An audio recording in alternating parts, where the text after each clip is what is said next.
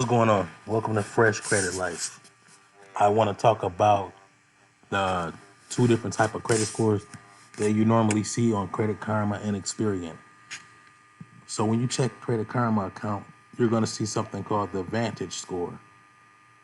I'm going to give you a couple different snippets on Google to show you the differences, but ideally you want to always look at the FICO score to get a more realistic number of where your score is at. Because when I give people these profiles with the score, they said, well, it doesn't show up in Credit Karma.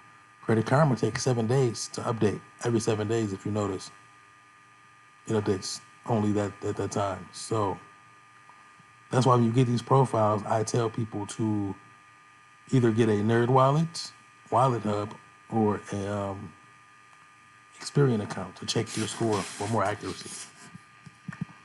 So the first two versions of the VantageSCORE range from 501 to 990.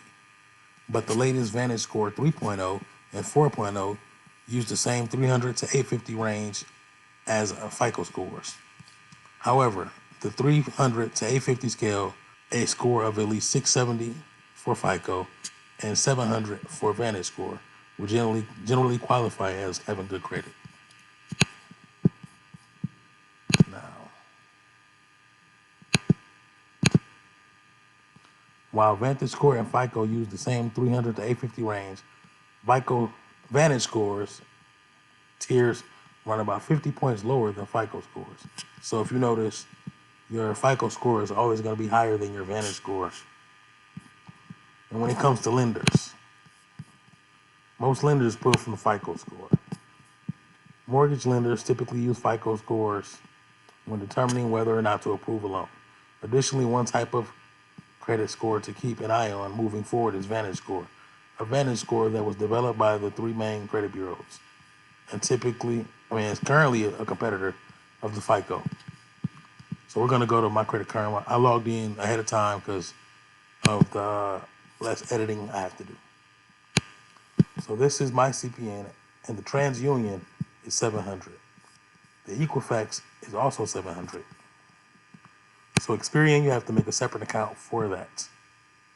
And here is my Experian account for my CPN. This is my Experian account for my CPN. It's only 686.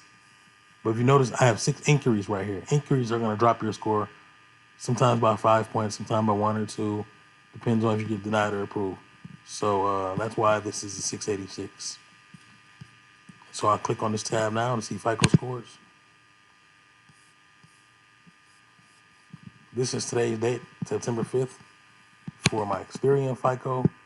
Now, if I want to see a TransUnion and Equifax FICO, I would have to pay because I just got it like 4 days ago. And you only can get it, I think, every 30 days or something like that. So I'll go to the previous one I put up, which is on the 1st. It's not going to be too much different from now. This is Equifax. Compared to this, Equifax 700, 703. So we're going to do TransUnion now. So my Experian TransUnion score for September 1st is 714. It's 700 here. So it's always going to be higher than the VantageSCORE. These FICO scores are going to be higher.